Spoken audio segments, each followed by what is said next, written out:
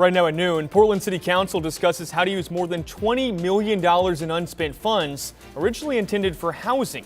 Plus, the new study throwing cold water on plans to renovate one of the Rose City's largest entertainment venues.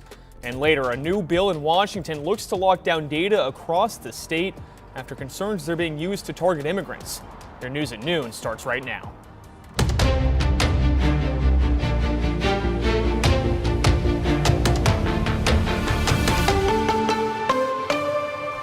Thanks for joining us. We begin here at noon with a missing child alert. Gresham police are asking for your help finding this missing 12-year-old.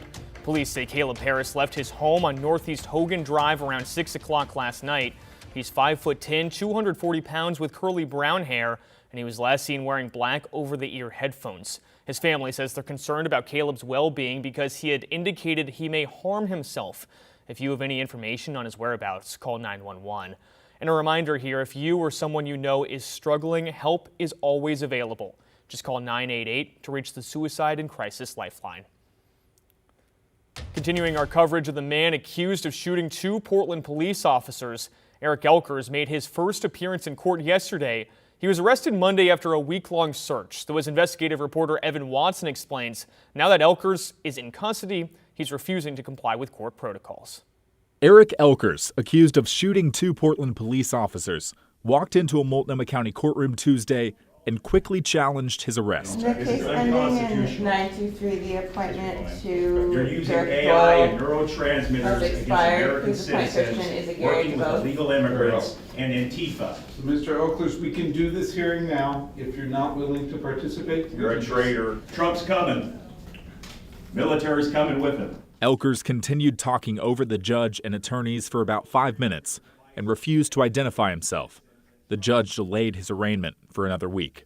Investigators used a tip from an airport park-and-fly worker and surveillance video of a man damaging vehicles on their lot to identify Elkers and match him to a police database. We just had trouble with him, like vandalism, harassing staff at our job, vandalizing some of our co-workers' vehicles and stuff like that. Court documents don't explain exactly how investigators found and arrested Elkers a week after he shot the 2 officers. But during the arrest, police recovered a gun and holster consistent with the bullet casings found at the scene. District Attorney Nathan Vasquez promises an aggressive prosecution. Portland cannot and will not become a place where someone can shoot at police and get away with it. Elkers remains in custody, facing felony charges of attempted murder and assault. Evan Watson, KGW News.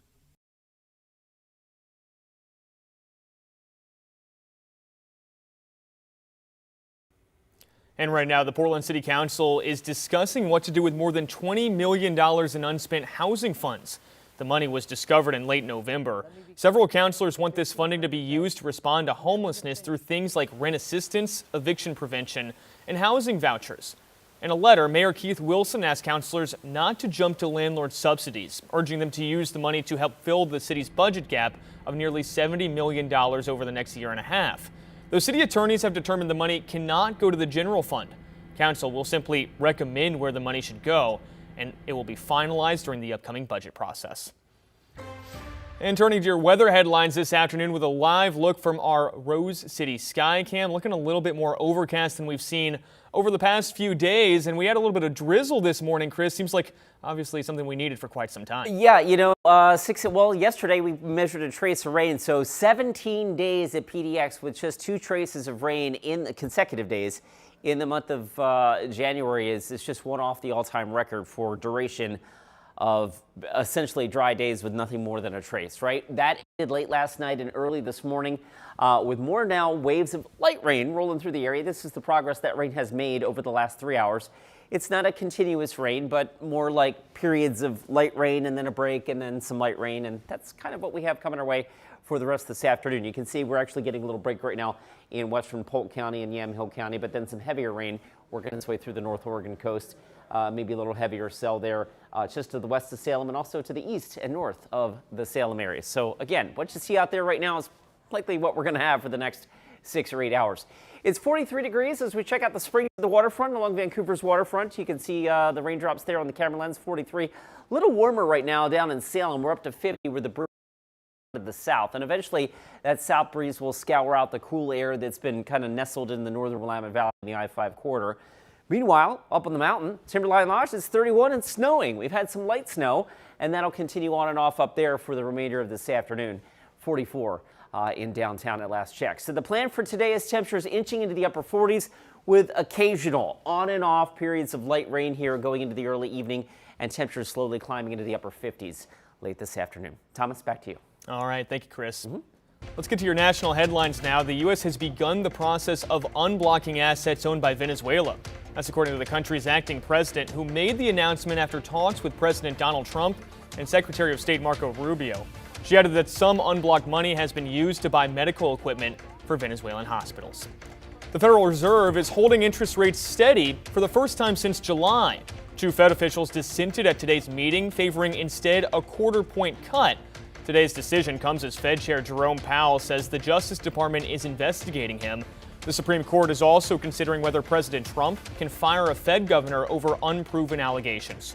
Trump has repeatedly pressured the central bank to lower rates since he returned to office in January.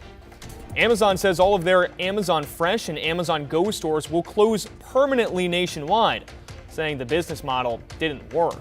The company will instead invest in grocery delivery and Whole Foods markets. Amazon is planning to open more than 100 new Whole Foods over the next few years. The Amazon Fresh online delivery service will continue. Now to an update. A new study commissioned by the Rose City recommends Portland give up on trying to renovate the Keller Auditorium and instead focus on a new venue. Our Devin Haskins has the details. The future of the Keller Auditorium could be in flux if the city of Portland considers the findings of a new study. The market feasibility study commissioned by the city suggested that the city not move forward with two large-scale entertainment venues, saying the current market wouldn't support it. The city is looking at renovating the century-old Keller Auditorium, which needs around $290 million in upgrades. At the same time, a new venue is set to be built a few blocks away on the PSU campus with more seating. 2 years ago, the city council approved pursuing both options. The study instead suggesting building the Performing Arts Center on PSU's campus, and it emphasized that there is not market demand for two large-scale venues in the city of Portland. The PSU venue would be bigger with more seating, upgraded facilities, and better sightlines for audience members with fewer restricted view seats. It would also connect to a hotel and conference center yet to be built on a 4-acre parcel on campus. And through private and public funding, it has over $155 million